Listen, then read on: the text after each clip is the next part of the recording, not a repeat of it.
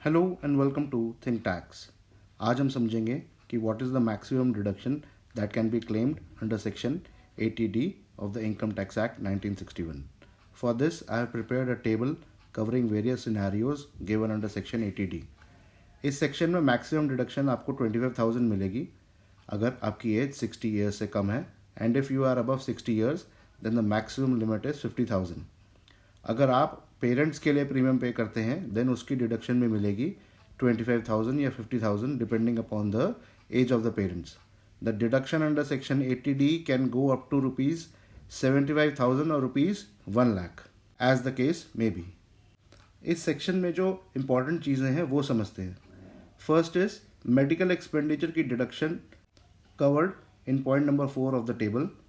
आपको मिलेगी only if आपकी या आपके पेरेंट्स की एज 60 ईयर्स से ज़्यादा है और आपने मेडिकल इंश्योरेंस प्रीमियम पे नहीं किया हो. Second important thing to note is deduction तभी मिलेगी अगर आपने पेमेंट कैश से नहीं करी हो. However for preventive health checkup the amount can be paid in cash. Third point is deduction for amount paid to CGHS और any other notified scheme is also available under section 80D.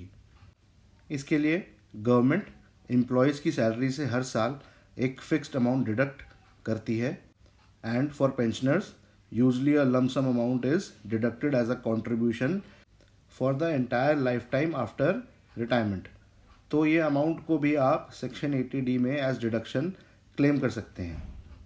Further section 80D में एक और जो confusion अक्सर होती है लोगों को वो ये है कि how to calculate the deduction amount जब आप मेडिकल इंश्योरेंस प्रीमियम लमसम में पे करते हैं, यानी कि deduction on single premium medical insurance policies. इसके लिए आपको टोटल अमाउंट जो आपने पे किया उसको डिवाइड करना है by number of years for which you have taken the policy, and every year you will get the equal deduction subject to maximum ceiling limit prescribed under section 80D.